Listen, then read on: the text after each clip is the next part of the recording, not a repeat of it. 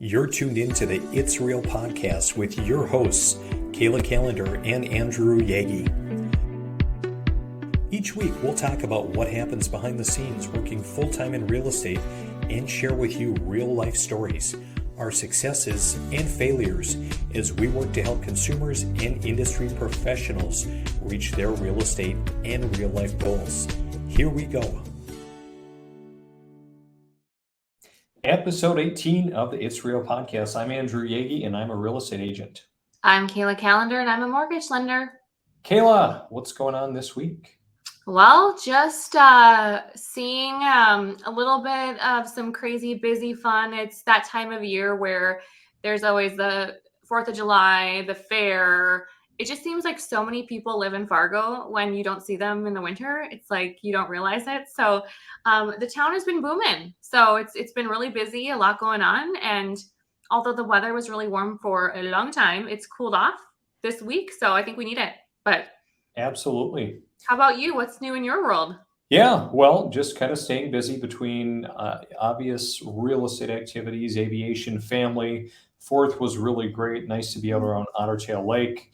Saw you from the air as I flew over Marion Lake, and Oh, that was just awesome. really, I mean, we've had some really nice weather and just a lot of great activity.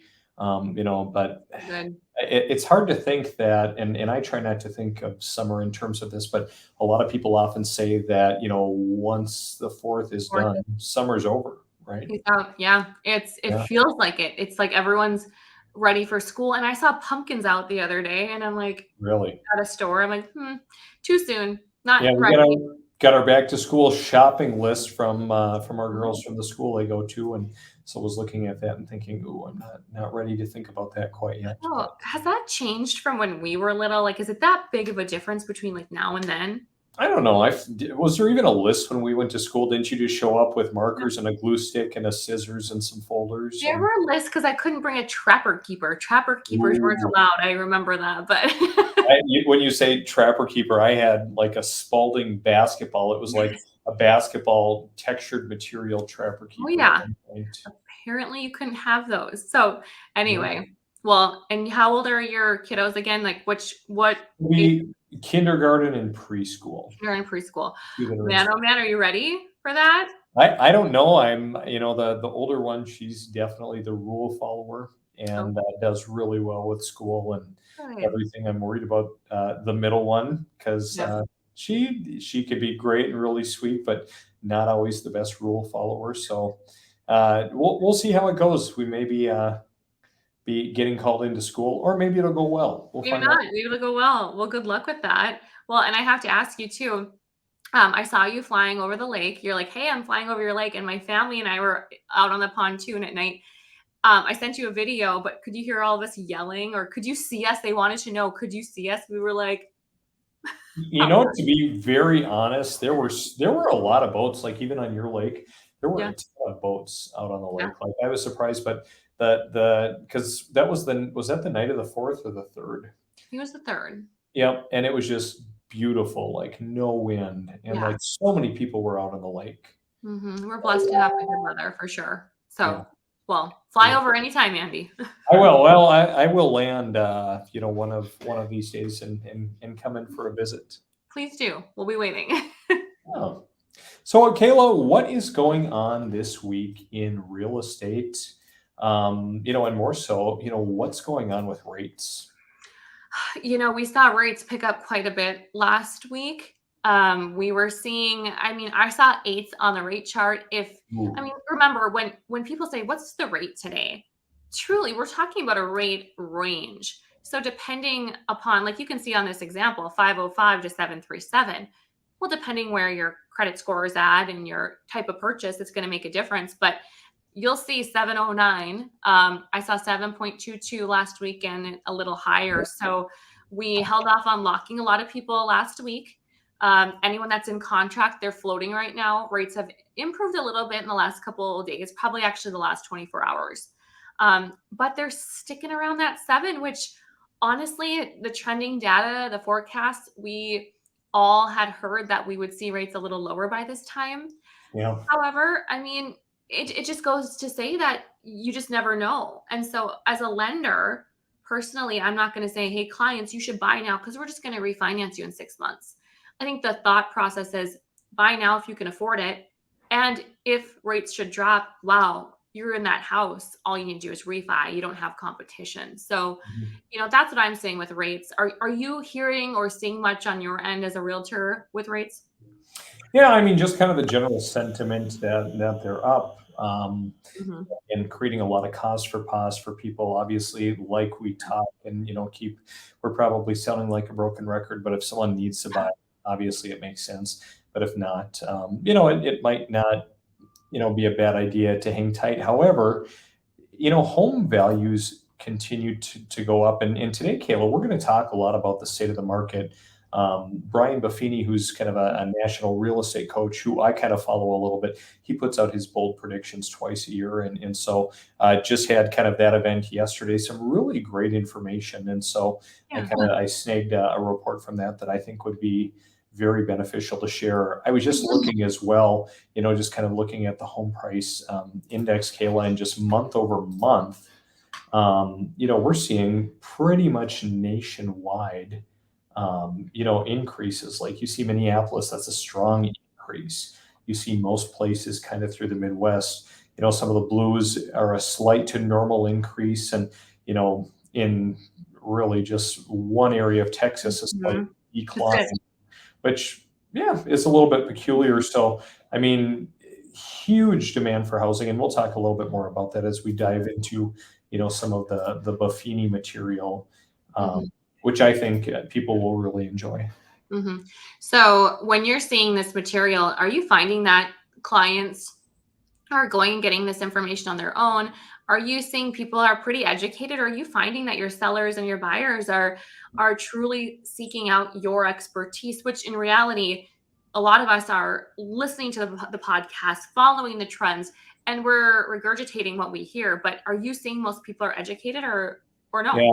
Yeah, that's a good question. So I would say most people are not that educated. I Mhm. mean, and the education maybe goes as far as the group that they have coffee with, that they're Yeah. sitting around and talking with, and someone knows someone whose third cousin just bought a house or is buying or just sold or whatever, or we see what happens on the nightly news, or we see the Yeah. hype that's all over the internet, and I think people are really confused because frankly there are so many conflicting messages. The market's going to crash. It's not going to Mhm. crash. Sales are up. Sales are down. What do I believe? And which it comes back to just a simple fact that it really makes sense to partner with someone who's going to take time to educate you and sit down and have a conversation. Someone who is working actively and actually working day in and day out in the business. Well, and to kind of piggyback on that, I have people that won't pick up the phone. They'll shoot me an email and they'll email 5 other lenders, and they'll say, "What's your rate today?" Well, in reality, a lot of people are not being educated on the fact that there are so many factors that impact not just your rate, but what are you selling your other house for if you've got another home to sell?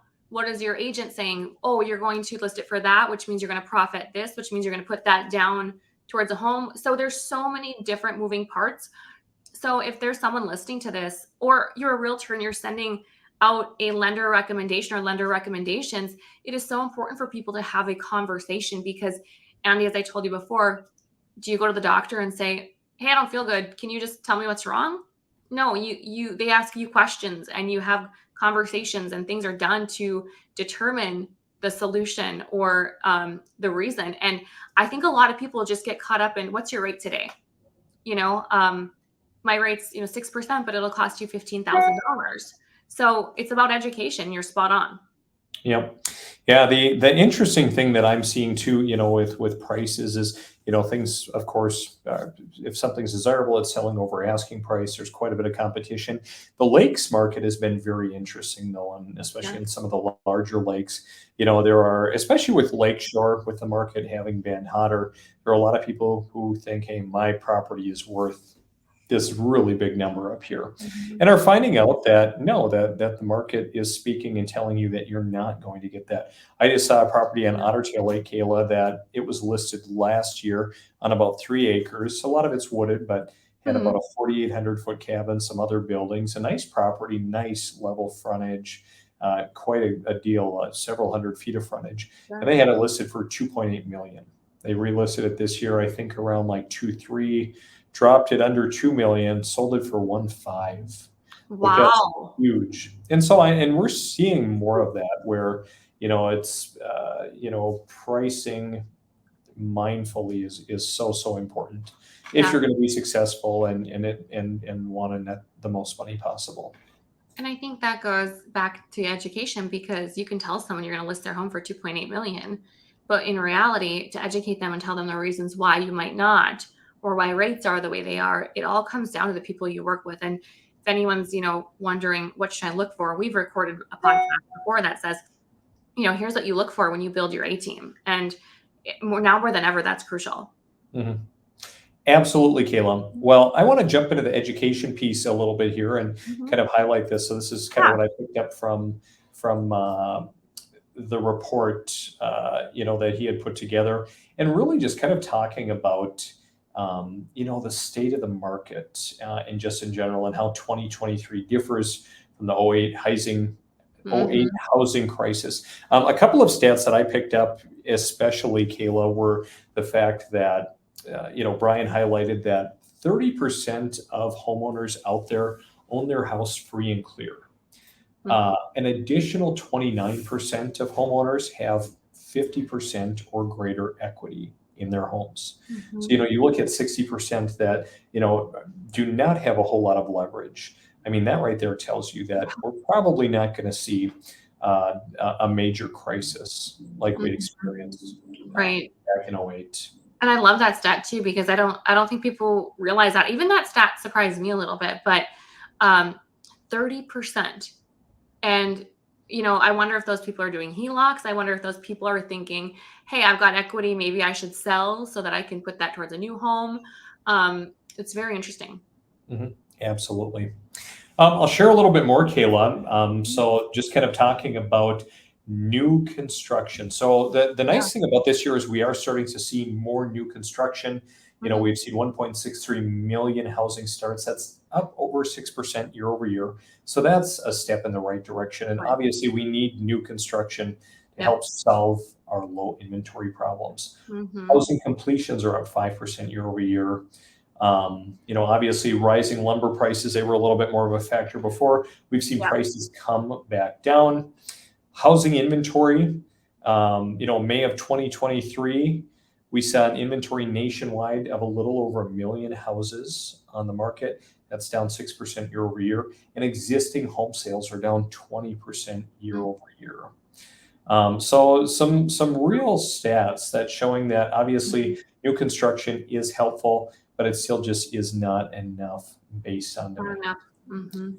Kayla, I was looking a little bit at the national market snapshot, Yeah, and kind of interesting to kind of look at the most expensive home markets and then that the is areas interesting. with the highest year over year price increases as well. Mhm.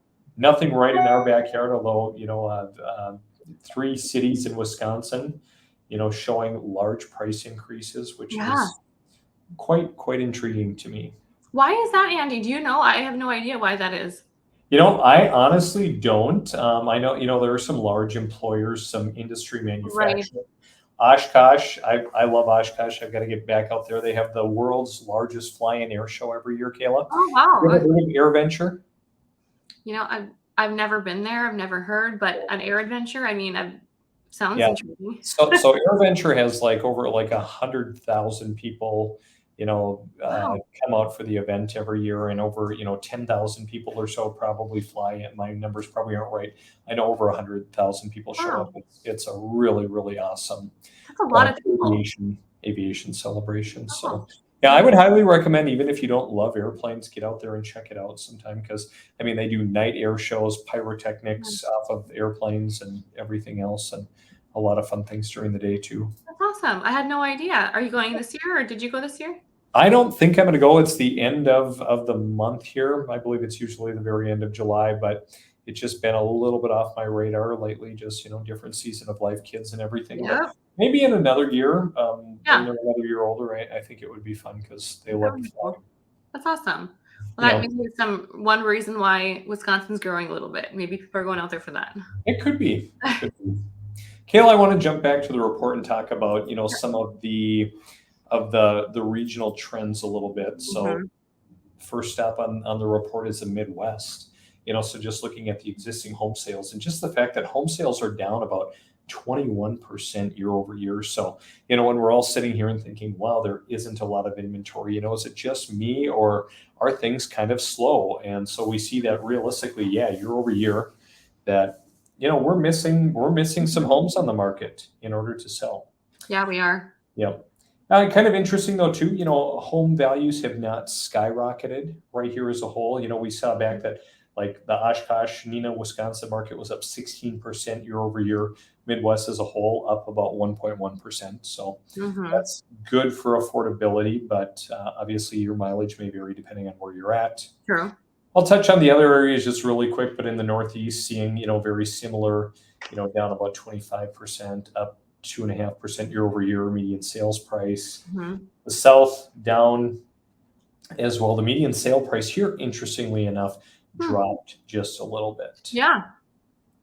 And then looking at the West, again, inventory or home sales are down. And actually, the median sales price as a whole dropped as well when they consider Mhm. the West. But boy, that's kind of a smattering on the 48 states and then Alaska and Hawaii. So, Mhm. That's interesting. And we're right kind of in the middle there in the Midwest. We are, what was it, down 20, and you've seen the coasts are down 25. I yep. mean, right in the middle. Kayla, I was wondering on the mortgage stats here, did you happen to write this? Wasn't this kind of your phrase that you coined? Marry the house, date the rate? I was just one of the first people to use it, and then I feel like it fell on deaf ears because people were tired of hearing like, "We get it." So, Right. but there's some truth to it. Yeah, it is really interesting, and I do like this graphic, and could be a great Yeah. educational piece. Mhm. Hey, look at the rate since 1980. 13% in 1980 for a mortgage. Yeah. 90s 10.29, 2000 8.54. 5% around 2010. Obviously, we saw a low there, and then up where we're at now in 23. Mhm. So, it is just amazing how quick people forget. Where Yeah. Well, especially if you're brand new to real estate or to mortgage. I mean, some of us haven't been in, I mean, I've been in it for, under a decade, but there's people that have been in this industry for decades and they're thinking, yeah, I'm going to hang on to my job. I'm not going to leave. I'm not going to throw in the towel because this is okay. This is normal. And I think that consumers, those that are selling or buying, especially if this is their first house, they get so stuck on that 3.18 example that when you really look at the big scheme of things, where we're sitting is actually pretty normal. It's Mhm. higher than what we're used to, but normal. Yeah. Well, and I think the other interesting thing over here just talks about stability and says, hey, in a normal market going forward, a 30-year fixed rate mortgage is probably going to be slightly higher than in the past 10 years at about Mhm. 5 to 6%. So, again, I think a lot of people look right Mhm. now and they think, oh man, I'm going to wait. We've got to wait for rates to come down. I'm going to wait for houses to get more affordable. Are rates going to come down? I think a lot of people say, yeah, hopefully they are going to trickle down and and next year may be a better year, but there just really simply aren't any guarantees, are there, Kayla? There aren't. And I think that you just need to educate yourself, rely on the professionals. But as we talked about before, sometimes it's not just about the dollar. Sometimes we spend money on things for our own peace of mind, for our family. As I've talked to you about and others, it's maybe for me, Andy, I have 4 dogs and we didn't have a fenced in yard and to take them out on leashes every day, but now to have them run around free and for people to host Christmas and holidays, like what is it worth it to you to have a home of your own with the amenities that make your life easier or more of a blessing? So something else to consider than just one aspect. Yeah, I'm glad you brought that up too, because kind of the next piece talks about the buyer profile and especially what are buyers looking for. Quality of neighborhoods, 49% is a big piece. Convenience to family and friends, and nearly half of new home buyers don't want homes that need major renovations or repairs. Hmm. And like in my market, Kayla, that's really, really challenging just from the Hmm. standpoint of we have a really old housing inventory. Like for the most part, the most recent larger developments are from the 90s. Okay. And of course, within some of these neighborhoods, people have built, from 2000 on, have Hmm. built some newer homes as well. But we have a really a much older housing inventory than a lot of places. And it's really challenging. In fact, I'm constantly visiting with people, whether it's, people like our mayor, city administrator, county government, council members, other private business people, and just saying, hey, what can we do to solve Hmm. this? And the tough part is it's not an easy, overnight No. um, solution, so to speak, Mhm. especially when you get into some of the outlying, more rural areas. Now, if we're in Fargo like you, I mean, there's a lot going on. You've got big population. You've Mhm. got, I mean, the city obviously can afford to do a lot more Yeah. than our rural areas. So, Yeah, I think every market's gonna have their pros and cons, but I'll be honest, like, if you're not a serious buyer and you're just kind of dabbling in your, well, I might buy in Fergus or, you're in Fargo, if you're not serious or you're committed, it's gonna be a lot harder too, no matter what market you're in. yep, So, yep, absolutely.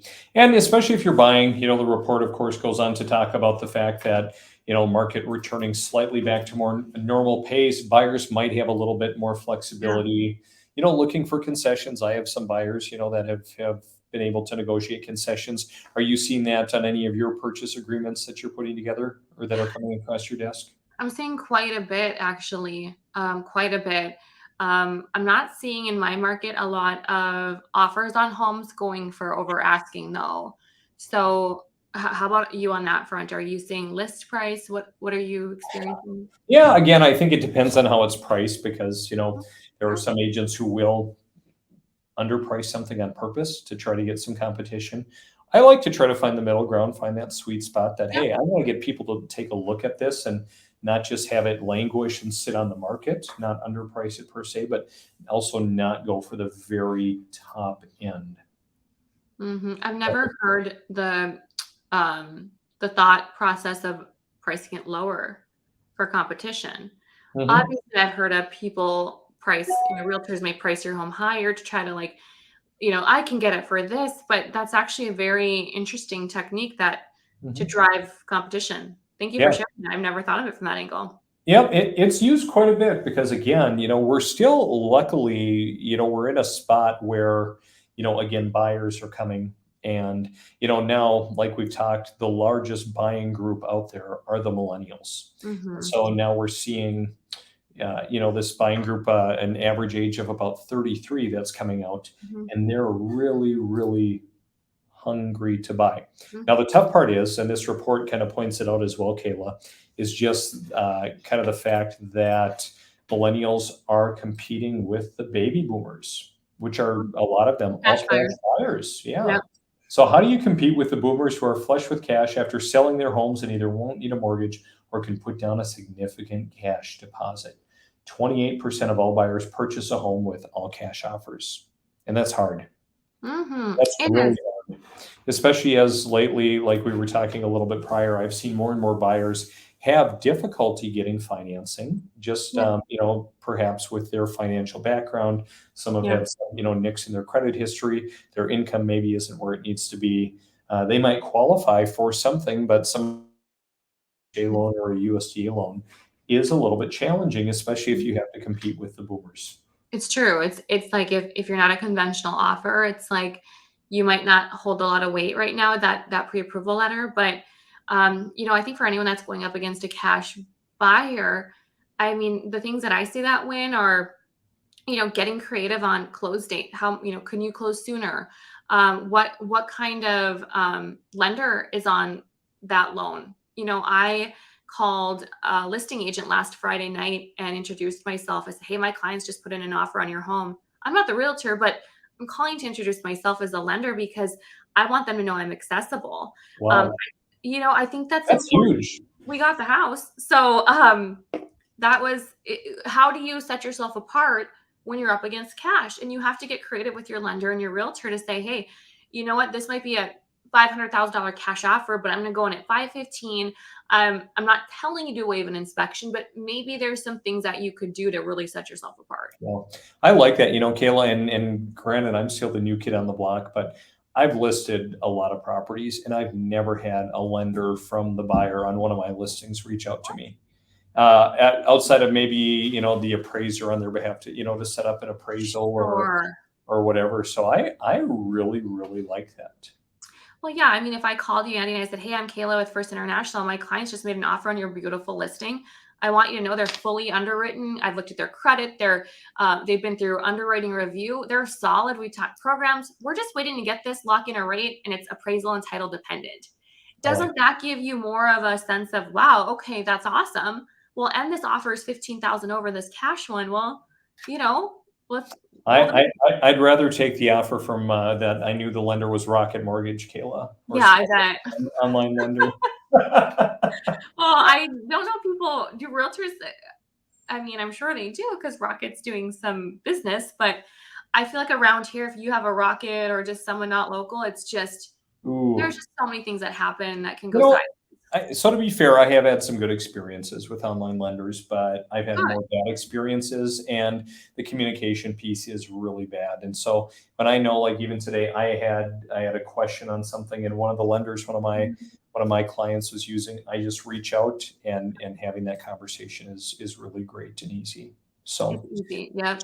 Two more things, Kayla. Two more things, and then we can kind of wrap it up. But just Yeah. wanting to we talked about kind of the buyer profile, a seller profile that's out Yeah. there. Obviously, a lot of people are sitting on the sidelines, hence kind of the year-over-year lesser number of sales, lesser inventory. So, what are the main reasons for selling? We speculate often, but based on the National Association of Realtor data, 21% of people want to move to be closer to family and friends. 11% retiring, 11% of people, their neighborhoods becoming less desirable, Hmm. 10% have too small of a house, and 9% change in family situation, which I Hmm. mean, maybe death and divorce and some of that um, fall in there as well. So Hmm. obviously, market's still favoring sellers. And kind of like we've talked, we have to just be more mindful when we're Yeah. pricing homes, so to speak, to make sure that we have the home priced right. Hmm. One last thing, Kayla, I want to talk about are the benefits of home ownership that Brian points out here. 88% of buyers out there view owning a home as a good investment. A typical homeowner gained approximately $14,300 in equity. Home sellers gained a median of $112,000 more than their purchase amount. And a typical homeowner who owned a home for more than 10 years had more than $200,000 in equity. Isn't So, that crazy? I think you look at that, and depending on what camp you're in, I really like to listen as well to Robert Kiyosaki, Rich Dad Poor Dad, and Yeah. Robert calls. I mean, most people say, "Oh, a home is your largest investment ever." It's most people's largest asset. Robert calls uh, a home a liability because of all the things that can go wrong with it, and everything, and systems, and putting money into it. But you really look at this report, and it's really hard to turn away from some of these numbers, isn't it, Kayla? Oh, absolutely. And I don't know what you see, Andy, but I see a lot of profit and loss statements from clients. Or, I see a lot of, what's my net worth? A lot of different things from their financial advisors that show here are my assets, here are my liabilities. And I can tell you what 99% of people's equity, their wealth, what makes them worth money is their assets in real estate. And I see it constantly. And people forget the equity gain. They think, "Oh, my payment's going up 300 bucks a month, but what are you gaining?" So Yeah. I love that statistic. Yeah. Well, and I think the other thing too, obviously we talk about real estate a lot in the context of residential real estate, but in some of our coming episodes, we're going to talk a little bit more on the investment side, I think, Caitlin, actually visit with some people who are investors, some people who are big into the fix and flip game. I have a friend recently that came to the area here, and they bought a hotel.